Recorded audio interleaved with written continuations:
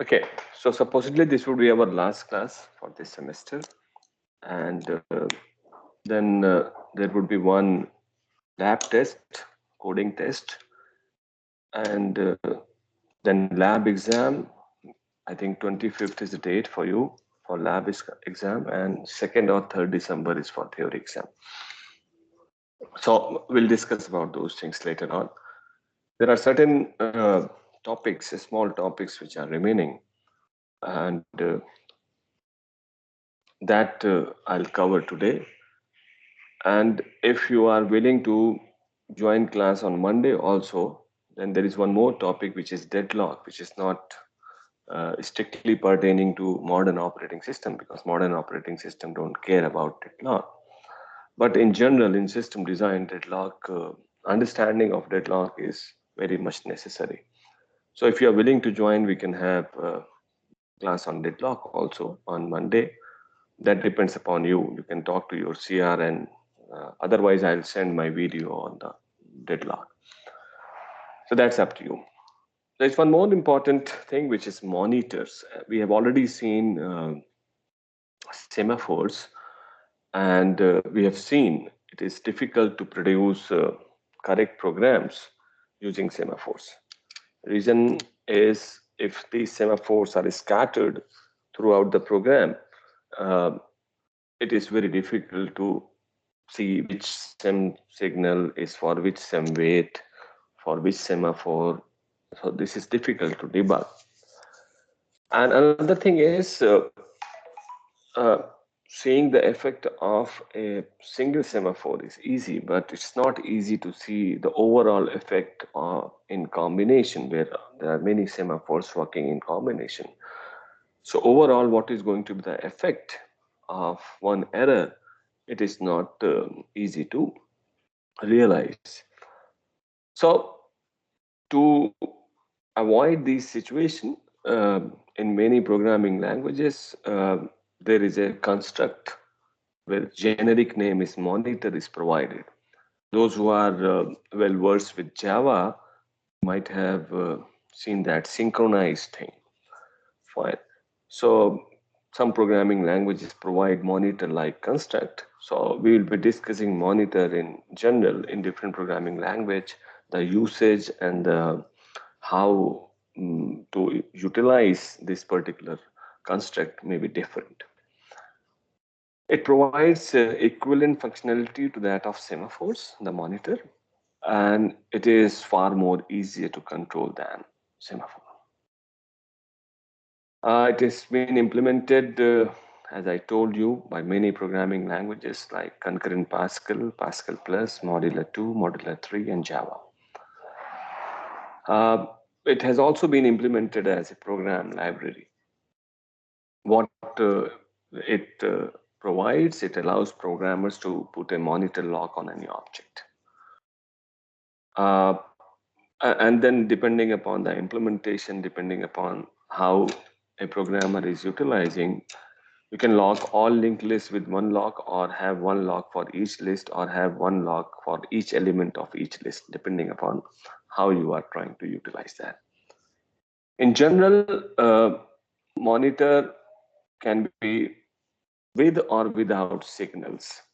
Fine. You can see here, a monitor is a software module consisting of one or more procedures, some initialization sequence, local data, and those who have done object-oriented programming, you have seen this, that whether certain variable is public variable or a private variable, and which class can utilize that variable. In same lines, local data can be accessible only by monitor's procedures, not by any external procedure, if that procedure is declared within the monitor. A process enters the monitor. You can visualize monitor as a small box, and to use whatever if you want to control anything, you have to put that piece of code or critical section inside that monitor, and that box would be having one opening from where a process can enter by invoking one of its procedure, and then it can go out. And when a process is inside that box, no other process would be allowed. So that's what is explained in slide, that a process enters the monitor by invoking one of its procedures, and only one process may be executing in the monitor at a given time. Other process who wants to invoke the monitor are going to be blocked, and they wait for the monitor to become available. Object-oriented operating system or programming language can easily implement a monitor as an object with spatial characteristics. It supports synchronization by using condition variables contained within the monitor and accessible only within the monitor. Spatial data types, these are spatial data types in monitors which are operated on by spatial functions like cwait and csignal. Remember, sem-wait, sem-signal operations which we have already seen on semaphores are different. If a process is a monitor signals and no task is waiting on the condition variable, then the signal may be lost. And they are entirely different from the sem-wait and sem-signal we have already seen in the context of semaphores. So these are conditional, some condition and some process may wait on some condition, some process may, after doing its work, may signal that this condition is satisfied, something like that. So how it look like? It look like pictorially like this. If I want to see it, so you can see that there is a monitor with one inference, and there is a queue of entering processes. There are local data, some condition variables, and there are multiple procedures, some initialization code, and then there is an exit point. So the inference, there is exit points, local data, condition variables, some procedures, and initialization code. I can see if any process is executing any procedure and it's waiting for some condition, say condition C1, so it will invoke C-wait operation on condition C1. And if many processes are waiting, then if many processes are waiting for that condition, then they would be put in a queue. Similarly, we have different conditional queues. There are some urgent queues when a process signals. It is C signal operation that this condition is over, then again that process can come inside the monitor. So you can see here that there are various entry and exit points in a monitor. First is the entry point where process initially enters the monitor. If the process is waiting for some condition to happen, it can go out of monitor and wait on a condition queue by invoking C-wait operation. Process can again come inside monitor after getting C signal, and from here it can again come inside the monitor. And after doing its work, process can exit the monitor. So one thing has to be made sure that at a given time in main monitor portion, only one process is going to be there. So let's see one program using monitor, and let's see whether we can do by monitor. So this is monitor program, monitor bounded buffer. It's a producer consumer problem with definite size of buffer, bounded buffer. There is a buffer of n items. There are two integers, next in and next out. They are buffer pointers. Count number of items in a buffer, and two conditions, not full and not empty. So this whole monitor is declared bounded buffer. So actually what you are doing, you are inside this white area. You can see in this figure where we have written monitor and the white area. So this whole white area is written here. So this monitor bounded buffer is having these condition variables, some integer, initialization code, some procedures. It is having two procedures, append and take. Now, once you declare something as monitor, don't worry about locking the critical section, because at a time only one process can enter. Right? So if a process enters and want to append, if count is already equal to n, you have to wait. You have to give a conditional wait that it is not full. Means buffer is already full.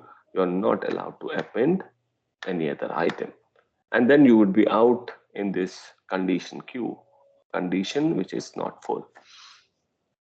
Otherwise, you append, you assign an item X to the next buffer. It's a circular buffer, that's why there is a modular operation, modular increment operation, and next in would be next in plus one. It wraps around circular buffer like our circular queue, and then count plus plus. And finally, once the item is appended, you will be signaling it, resume any waiting consumer. It may so happen that a consumer might have tried to consume the item from the empty buffer. So that consumer must be waiting on not empty condition. And if any consumer is waiting on not empty condition, then this producer can use C signal on not empty. Similarly, we have a consumer process, consumer function. If count equal to 0, you have to wait. Buffer is empty. You are not allowed to consume the item. Otherwise, assign the next item which is there in the buffer to X. Increment the next out indices.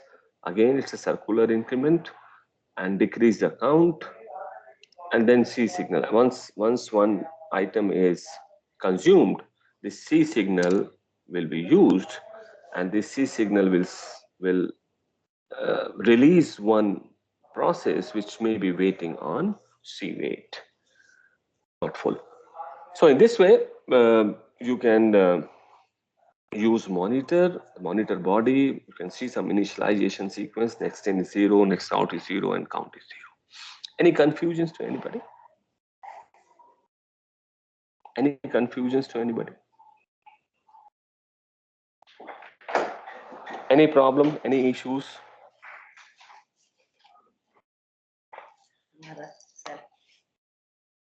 एक minute. Just a minute.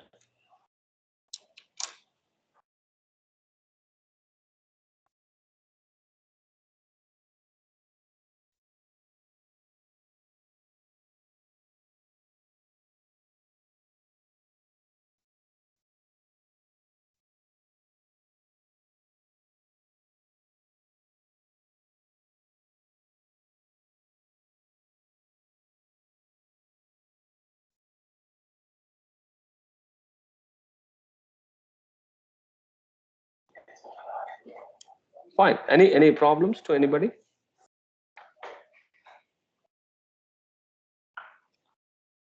Anchal Yadav? Any problems? No, sir. Understood? Aman?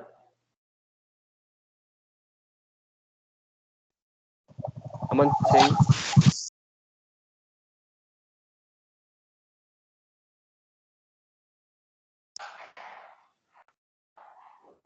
Hardik Mittal? Any problems? No, sir. Okay. So here you can understand one thing, that once you declare monitor, then the procedures which you are declaring inside monitor, rest assured only one process will be allowed to take that procedure or utilize that procedure. So the critical section thing is handled by monitor. That is an easy part. Within that monitor, synchronization is handled by C wait and C signal. And as one process is waiting for some condition to happen, that process also will leave the monitor so that another process can enter. So in this way, the synchronization provided with the help of programming language. If it is clear, then we can move ahead. So producer process and consumer process, and then you can begin both producer and consumer. The next topic is thread. You might have heard this term time and again. So if we see processes, as we all know that processes is just like separate streams of execution. And each process is going to be isolated from other. Each process would be having its own data, files, registers, and stack, and obviously the code. And when we talk about process state, we have discussed a lot on this. We have process ID, environment, working directory, program instruction, register, stack, file descriptors, blah, blah, blah, blah. And the process is created by OS using fork. And as we have already seen, it involves a lot of significant overheads. Now, what is thread? Thread is just like this. So within a process, if you can start different streams of executions. Within one process, data and files are same. Threads are going to have its own register and stack.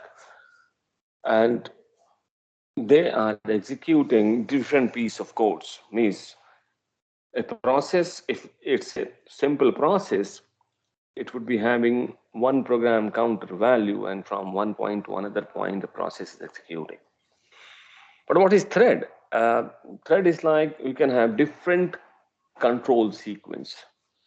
Like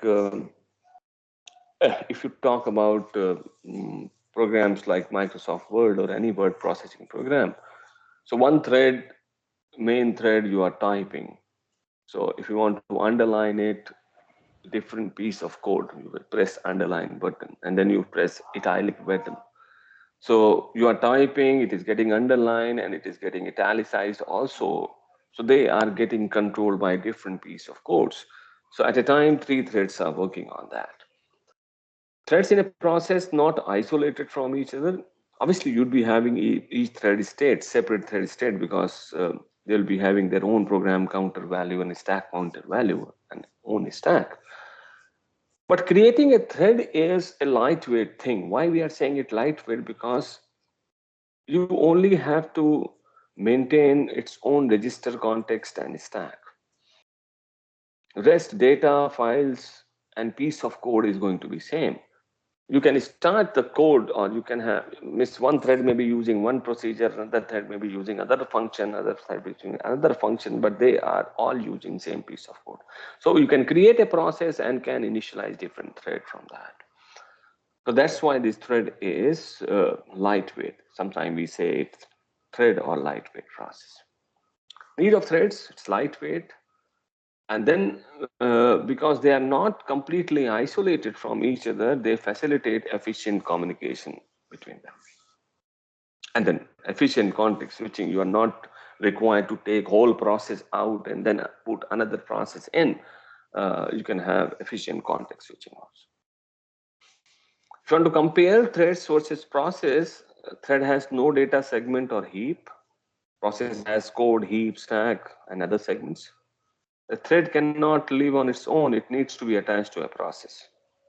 A process is going to have at least one thread. If it's a normal process, it is one process and one thread, one stream of execution. Thread is a stream of execution. There can be more than one thread in a process. Thread within a process share the same IO code and files. Each thread has its own stack. If a thread dies, its stack is reclaimed. If a process dies, all threads die. So there are different, substantial differences between threads and process. Now, please be with me and be very careful, because generally people get confused. We always talk about two threads in general. One is user level thread, another is kernel level thread. Fine. And people get confused in user level thread and kernel level thread. We'll be coming to that ULTs and KLTs in a short while from now. But there are thread libraries provided by different operating systems. Like most popular one is pthread by POSIX. That is libpthread. And in Solaris, it's a pthread library, libthread. Windows thread, boost in C++. So programming languages can provide thread like Java and C++. Operating system can provide thread libraries, those threads. Now, most interesting is the Linux thread. Fine. Linux thread is, I'm saying it to read by yourself, but the interesting part is process is one thing, thread is another thing. So Linux can have many things in between. Understood? Like process is having its own properties, thread is having its own properties. So process is a heavyweight thing, thread is a small thing. But in Linux, there is a clone library function which is layered over sys underscore clone system call. And depending upon the arguments of sys underscore clone system call, you can create something in between thread and process also, which is part thread and part process, which is having some property of processes, some property of threads. This is very interesting in Linux. So you cannot say, you can create pure thread, you can create pure process. Like when you create pure process by clone, it is as good as creating process by fork. And generally, nowadays we don't use fork anymore because clone is having more facilities. And the same clone function can be used to create a pure thread also with minimal capabilities. But sys underscore clone system call provides you many other functionality where you can create an entity which is in between somewhere thread and process. This is what is interesting there in Linux threads. Thread management, user level threads completely managed by user level thread library. Kernel knows nothing about the existence of the threads. I'll come back to this again. Please be very careful. Complete thread management is done by user level thread library. Kernel knows nothing about the threads. When you talk about kernel level threads, threads are directly supported by kernel. Few operating system does that. And they are also known as lightweight processes. We started calling lightweight processes because Solaris started supporting kernel level threads. And they gave this term lightweight processes. Now let's see what is user level thread. Yeah, really lightweight. Now, if within a process you have created 5 user level threads, your processor and your kernel just knows about process. Kernel does not know about that there are 3 different execution things. So scheduling of thread, running of thread, and which thread will run at what time, that is managed by the thread library only. There's no system call to manage threads. The thread library does everything. Like the biggest advantage is Java can run on Unix, older versions also. I have run that. When Java arrived in 1996, I knew about Java in 1996, 1997. I was in second year in 1997, and then this PC Quest library came, and PC Quest Maxine, and they provided Java. At our time, internet was not there. So Java was multi-threaded. My B.Tech project was a multi-threaded application on Java. Fine. So Java was multi-threaded. At that time, I didn't know that these threads are only user level and things like that. At that time, I was not aware about the things. So I ran Java on ISCO Unix we have SEO Unix version in our institute, and we installed Java on that, and my project was running on that.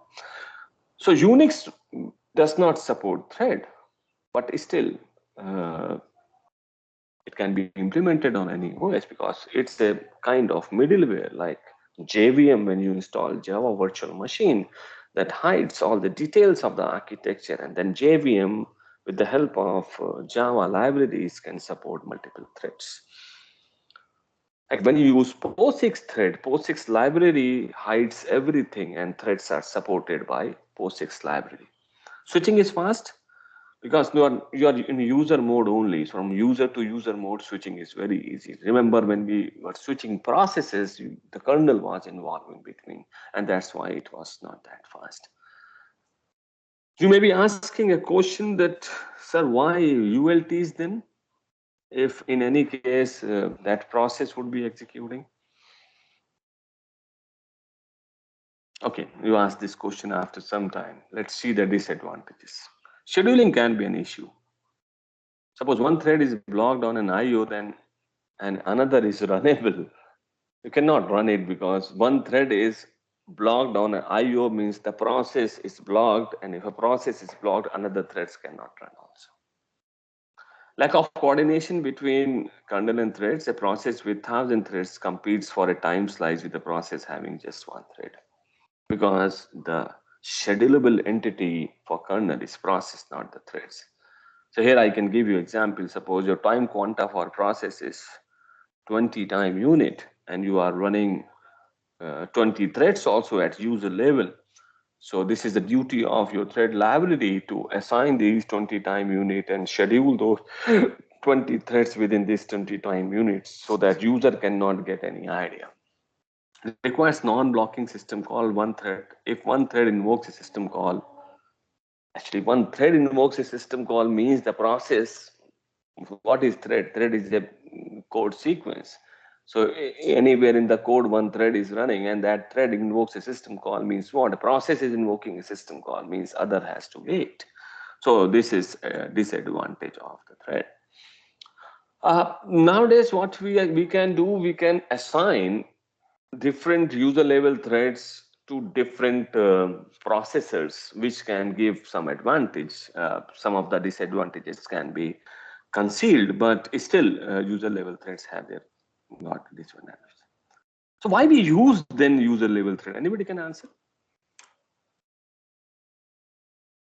If they are kind of non-existence for kernel and we cannot schedule them and we cannot do anything, why user level threads are there in picture? Anybody?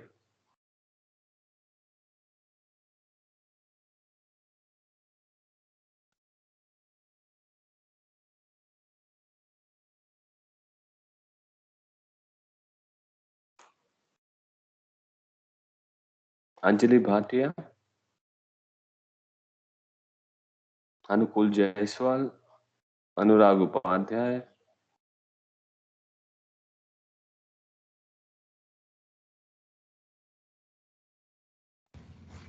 So maybe because uh, for one process we can have multiple threads. So in a way we are just making sure that it's kind of giving that we are doing a multi-programming. That is always there. Means you can create different processes. You can fork a process. No, but actually I wouldn't say that the whatever we are studying in OS, our focus is to that we have to maximize the number of multi-programming, maximize.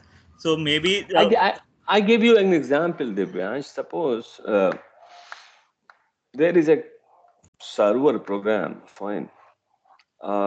Say, because you haven't done networking, but I can tell you there's a server program. So when a server program is running, if another client comes, fine. So suppose your Motilal website, many people can open Motilal website at any given time.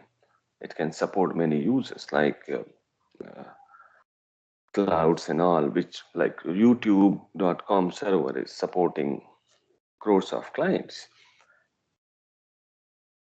So what do you think? There are many server programs which are handling, because server is a program, no? No, only one server is there. One or maybe So two. how these? I'm not talking about hardware. I'm talking about web server Oh, no, program. only one web server. Only one. No, no. You need to dig deep a bit. Uh, but suppose for different client, what do you need? For multiple client, you require multiple instances of that server program running. That's sure.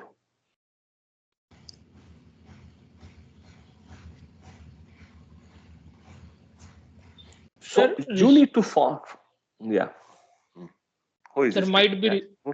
yes, sir, might be resource, means like resource sharing possible है thread में. Process में हमें create ही So करनी for पड़ेंगी. each client, a new thread will be created. Hmm. Like this may be possible that we create a new thread so that all the Mhm. client requests will be handled in that particular thread. What do you think thread is? What is your understanding of a thread? A new process. A part of process. Yes, a part of process. Yes, sir. A Part new of process is. Look, when a server is running or any program is running, whole code is not required at any given time. Are you getting my point or not? So there would be, like, if a program comes, a client comes, it interacts with server program. So a little piece of code is needed. I don't know, I'm having IP address days or login का अलग code होगा उसका अलग. Are you getting my point or not? Yes, sir. So instead of अभी क्या है, I don't have my uh, pen tab today because I'm sitting in a different cabin and different processor also, which is not having Microsoft. Let me see. Can you see my table? Yes or no? Yes, sir, barely. Barely. Okay. So can you see this paper? Yes or no? Yes, sir. yes, sir. थोड़ा और पास ले आए. अभी दिख रहा है? अभी अभी दिख रहा है? ठीक है? कोशिश करता हूँ. Suppose there is this piece of code. Fine. Big. Whole piece of code of, say, let me use the marker. This is whole piece of code. Server program. Okay. A client comes, get connected. When another client comes, this is client 1 and this is client 2. When another client comes, this server is actually busy catering client number 1. So the servers which are in next semester, I'll be teaching you networking also, and we'll do the multi-process server. If server program is not multi-threaded, then what you need to do, you need to fork this server. You need to fork this server program process and create another process which can cater client number 2. Are you getting my point or not? Yes, sir. Now, what we can do, within a server program, there are various procedures. Fine. And we can declare these procedures. POSIX वाला thread का programming नहीं किया क्या system call वाले lab में? किया है कि नहीं? हाँ ना, बोलो जल्दी से. Divyansh? Yes, sir. POSIX thread हुआ है ना? Producer, consumer और lippy Yes. thread library use किया है. हाँ, शेड्यूलिंग वाले में क्या था? GCC-LP करके रन कराया ना? किया Yes. नहीं किया तो जल्दी बोलो नहीं किया. ठीक है. Yes, sir, किया है. किया है.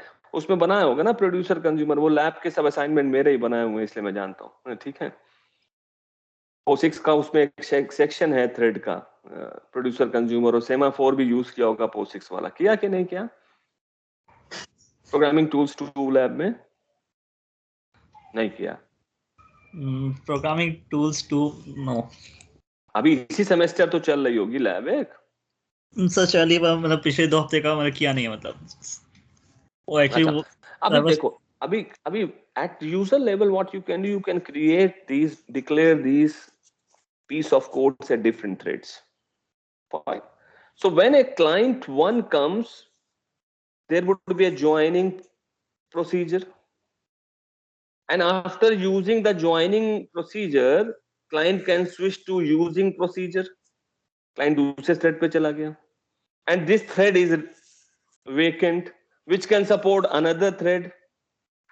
And instead of creating whole process again, this joining procedure can be multiplicative, can be done in a multiplicative manner.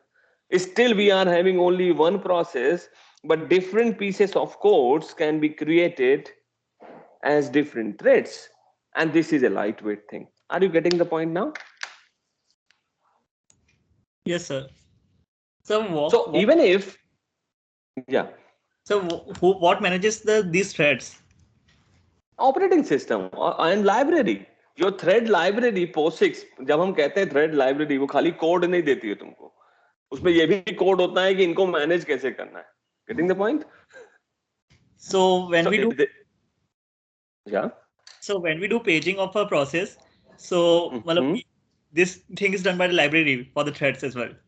when paging, look, operating system does not know about user level threads, okay, and you don't page the process. मैंने बताया था उस दिन, you page the memory, you page the page, okay. I told you that at the last class, there are different perspective of operating system, and this is the last class, and it's a better time to understand that, because otherwise my whole effort are in vain. When you look, when a process goes out from main memory to hard disk, what you can say, sir, file is going in hard disk, and that's why next time when I want to run any file, any program, when you want to run any program, actually you are trying to bring that file, which is handled by the file system, those videos I have shared. So now you can say, sir, file आ रही है कि process आ रही है hard disk के कि page आ रहा है? Divyansh, any answers?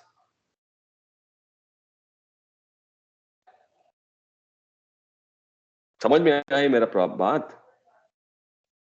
Yes sir, question I understood the question कि basically मतलब जो भी डेटा ट्रांसफर आप पूछ रहे हैं कि पेज आ रहा है, फाइल आ रही है या फिर प्रोसेस आ रहा है. आ तो एक ही चीज रहा है कुछ ना, डेटा आ रहा है, ठीक है.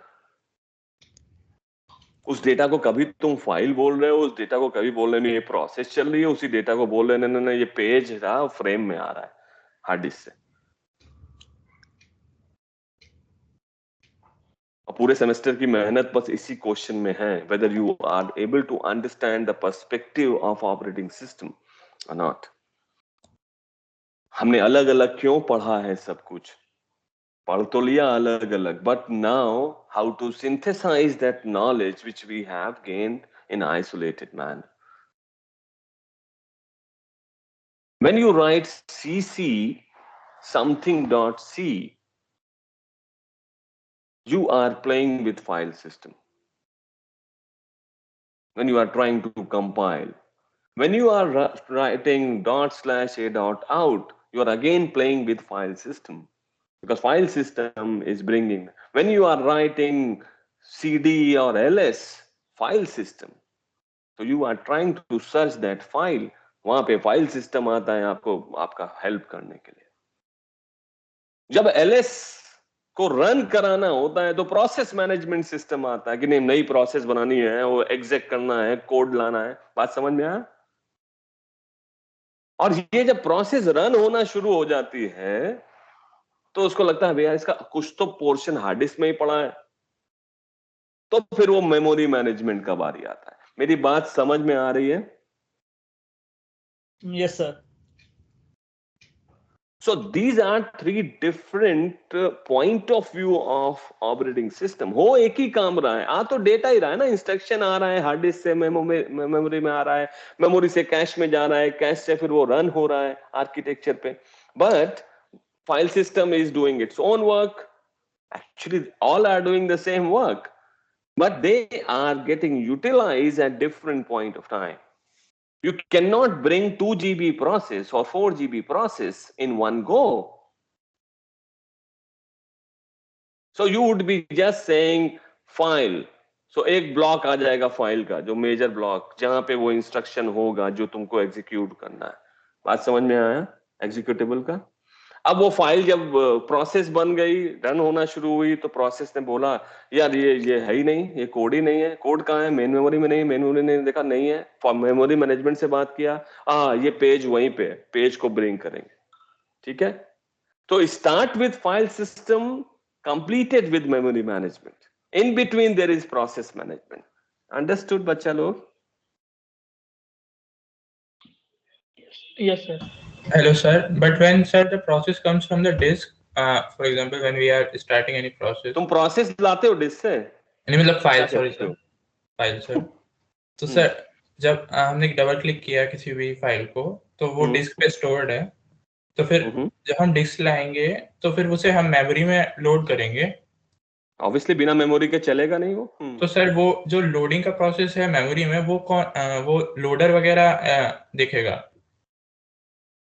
लोडर डिफरेंट एस्पेक्ट है. ठीक है, वो लिंकिंग लोडिंग वाले एस्पेक्ट है. ठीक है, कि लिंक करना है, सभी लाइब्रेरी से करना है, AXE बनाना है, फिर उसको लोड करना है. अभी लोडर का काम आजकल हल्का हो गया है आजकल के OS में. ठीक है, लोडर बहुत ओल्ड कॉन्सेप्ट है. ठीक है, ये सर तो मतलब हमने जैसे ज्यादातर देखा तुमने कि डबल क्लिक किया, सपोज मैंने डबल क्लिक किया. ठीक है, sir. तो पहला काम कौन करेगा? डबल क्लिक तुमने किया तो तुम तो डायरेक्टरी स्ट्रक्चर में गए ना, slash this slash this slash this. तो अभी फाइल सिस्टम चल रहा है, फिर तुमने डबल क्लिक किया. डबल क्लिक किया है कि तुमको इसको एग्जीक्यूट करना है. ठीक है, यानी कि तुमने क्या किया? तुमने फायर किया एग्जीक्यूशन. ठीक है, रन करने का एग्जीक्यूशन फायर किया. अब रन करने का एग्जीक्यूशन फायर किया तो पहले, सबसे पहले तो तुमने कुछ नाम होगा उस फाइल का ना, वो किसी डायरेक्टरी में होगा, कोई उसका पाथ होगा. तो पहले तुम फाइल सिस्टम में चलोगे, ऑब्वियसली वो हार्ड डिस्क पे होगा. मेरी बात ध्यान से सुनते रहना. ठीक है, तो तुम फाइल सिस्टम, अभी फाइल सिस्टम काम कर रहा है कि वो कहाँ पे है, उसका आई नोड देखेंगे. आई नोड देख के उस काम को ब्लॉक पता चलेगा कि ट्रिपल डायरेक्ट में है कि सिंगल डायरेक्ट में है. फिर ब्लॉक पता चलेगा, फिर अपन हार्ड डिस्क पे जाएंगे, 3 डायमेंशनल एड्रेस में कन्वर्ट होगा. ठीक है, उसका जो बफर कैश में जो ब्लॉक नंबर होगा, अगर बफर कैश में है तो वहीं से उठाएंगे या फिर हार्ड डिस्क से उठाएंगे. ठीक है, तो ये फाइल अब आई. ठीक है, अब नेक्स्ट आएगा, यार फाइल तो समझ में आ गई, इस फाइल को लाना था क्योंकि एग्जीक्यूट कराना था. ठीक है, कितना ब्लॉक लाएं फाइल का? सब ले आए क्या? No sir, only a part of it which will be necessary. Only a part of it. तो तुम फाइल सिस्टम को जितना पता है उतना एक ब्लॉक ले आया. ठीक है, तुमने उसको एग्जीक्यूट करने का कोशिश किया. अब पता चला मेन प्रोग्राम वाला ब्लॉक नहीं आया. जनरली मेन प्रोग्राम वाला ही आता है, एग्जीक्यूशन मेन से शुरू होगा. ठीक है, Yes sir. ठीक है, अब मेन का ब्लॉक आया, मेन ने क्या, तुरंत फंक्शन कॉल कर लिया, वो फंक्शन किसी दूसरे ब्लॉक में. अब फाइल सिस्टम का काम खत्म. ठीक है, अब ये प्रोसेस का वर्चुअल एड्रेस स्पेस है, उसको हमको कन्वर्ट करना है. ठीक है, अब वो जैसे ही प्रोसेस रन होना शुरू हो गई, now there is a situation. अरे अभी फाइल के बाद अभी तो प्रोसेस का काम शुरू हुआ ना, फाइल तो बाद में आएगी, पहले प्रोसेस बनेगी ना. कि फॉक होगा, एक नया इमेज बनेगा, उसमें डेटा डालेंगे, उसकी फाइल देखेंगे, उसका कोड सेगमेंट देखेंगे, तब वहां से आएगा. प्रोसेस मैनेजमेंट का काम हुआ. प्रोसेस एग्जीक्यूट होना शुरू हो गई, देखा यार ये पीस ऑफ कोड है ही नहीं, तो मेमोरी मैनेजमेंट आ गया कि यार ये पेज फॉल्ट है, ट्रैप टू ऑपरेटिंग सिस्टम. अब इसका वर्चुअल एड्रेस का देखो कि हार्ड डिस्क का एड्रेस कौन सा है. डिफरेंट तरीके से ट्रांसलेशन हो रहे हैं. फाइल सिस्टम अपने हिसाब से ट्रांसलेट करता है, हार्ड डिस्क से पहुंचता है. ठीक है, और मेमोरी मैनेजमेंट अपने हिसाब से ट्रांसलेट करता है. ठीक है, काम एक ही करता है लेकिन इंटरफेसेस अलग अलग है. और वो तीनों इंटरफेसेस जरूर है क्योंकि तुमको ओपन है केवल फाइल सिस्टम इंटरफेस, यूजर को फाइल सिस्टम इंटरफेस ओपन है. तुम वर्चुअल एड्रेस डाल के वो सब करके फाइल नहीं ला सकते, मतलब डेटा नहीं ला सकते हार्ड डिस्क में. Got the point? which is that's why operating system is known as layered operation, layered architecture. So there is a upper layer which is there for your use, जिसे हम command line interpreter CLI या GUI graphic user interface कहते हैं. Upper layer CLI है तुम्हारे पास, तुमको एक terminal मिला हुआ है, तुमने कमांड डाला. कमांड डालने के बाद फाइल सिस्टम का काम शुरू हुआ, जो तुम्हारा काम करेगा फाइल वाइल लेके आएगा. प्रोसेस मैनेजमेंट प्रोसेस बनाएगा, फिर उसको एग्जीक्यूट करेगा, देखेगा यार ये पेज है ही नहीं, पेज नहीं है तो फिर वो फॉल्ट मारेगा, पेज फॉल्ट, फिर पेजिंग का काम शुरू होगा कि नहीं हार्ड डिस्क जाओ, ढूंढो, पेज लेके आओ, पेज टेबल अपडेट करो. बात समझ में आया अनुभव? Yes yes. ठीक है यार, ये सब पढ़ लेना भाई, ठीक है. Just a minute to take this call. ताकि सर क्लास में अभी. हाँ क्लास ले रहा हूँ सर, 15-20 मिनट और. फोन करता हूँ फिर. Fine. So let's switch back to the third thing.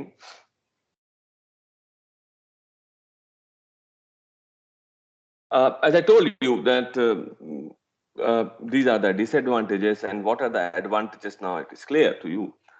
Kernel level threads, scheduler knows about the existence of threads. Scheduler can decide to give more time to a process which is having large number of threads than process having small number of threads.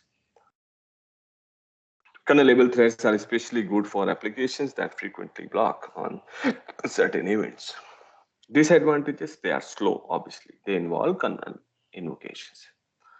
Increase overhead for kernel. Kernel must manage and schedule thread as well as processes. And it has to have a full thread control block for each thread to maintain information. They are as good as processes once kernel knows about that. And you have to maintain everything for that. Thread models, many to one, one to one, many to many. Many user level threads map to a single kernel thread. This is the general architecture.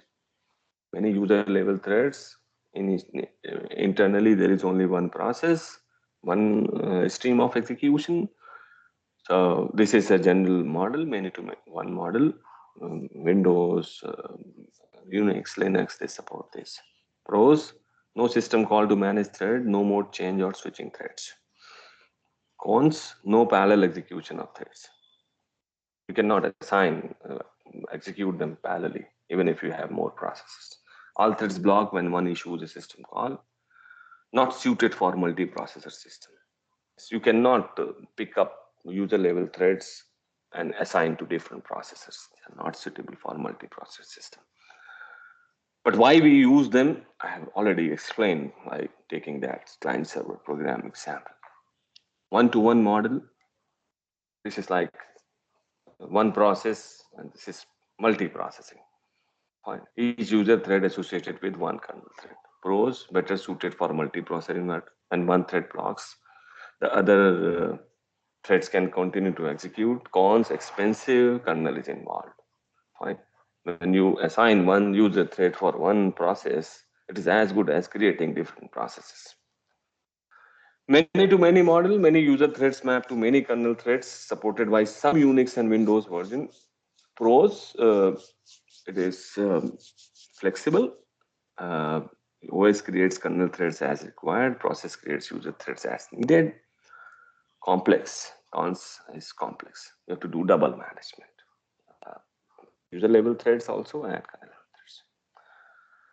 There are some interesting issues, and these are implementation dependent, but these are good food for thought. What happens when a thread invokes a fork? Whether you will duplicate all the threads, not easily done, other threads may be running or blocked. Duplicate only the caller thread, again, you have to take the decision. It is more feasible, it looks feasible, but systems are silent about this. So you can go and check in your POSIX library and create a thread, and in a thread use a fork and just see what is another process look like. Segmentation fault in a thread, should only the thread terminate or the entire process? So these are the questions which one must be having some answers for them, because no correct answer. These are open-ended questions. Fine. Some systems are implementing something and other systems are implementing other thing. Thread usage, event has occurred, create a thread for that event, the way we have explained that client server thing. A user come, create a thread, service that event, terminate the thread. Creating and terminating thread lead to overheads. In general sense, we have thread pools. Event occur, already threads are created at user level, assign that job to a thread from thread pool, and service the event and block the threads. How many numbers of threads you need to keep? It's again a critical question. If you have more number of threads, a waste of resources. You have less number of threads, you come back to this situation where you have to create a thread every time. Fine. So this is about threads and monitors, and this is what from my side was remaining. There is one small topic of deadlock is also remaining, which if everybody is willing to join, we can have a class on Monday. You can ask your CR to convey this to me. Otherwise, I'll share my own video of deadlock class. That's not an issue.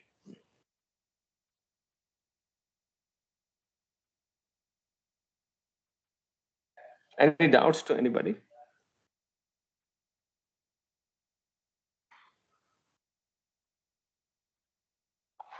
Anyway, thank you for your patience and for your support for this whole semester. I understood that things are difficult at times because we are, and hopefully next semester I'll be teaching you networking face to face, and I dearly want that.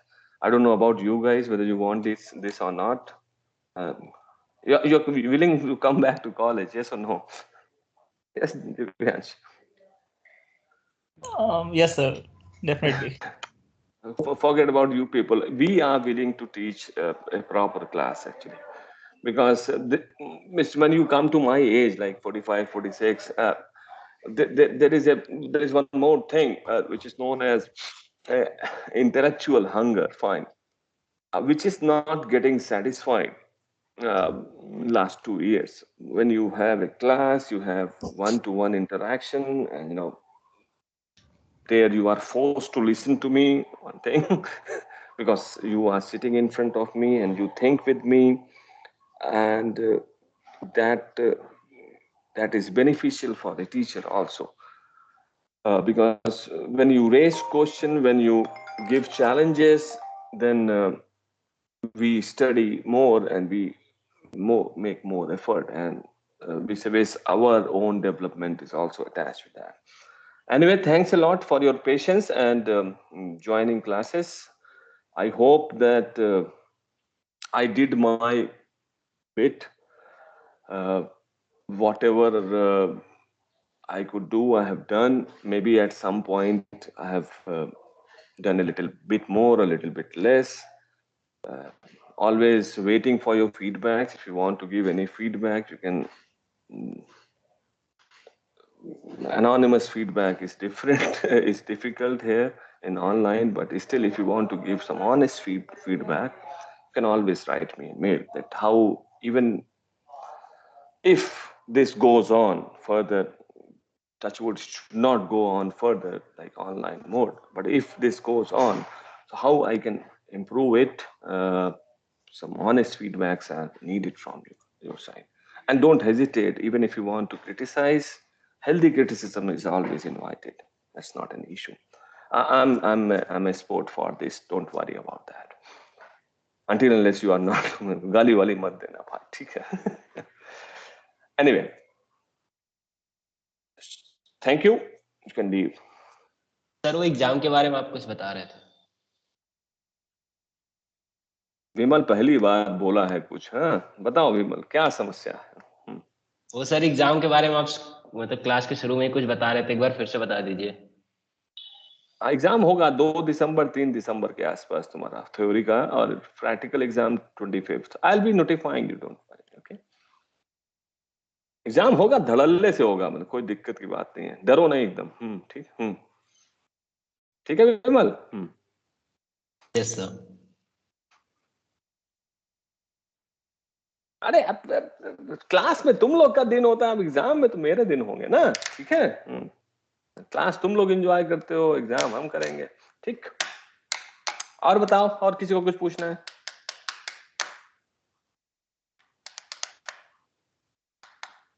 Okay. You guys can leave. Thank you. Thanks a lot.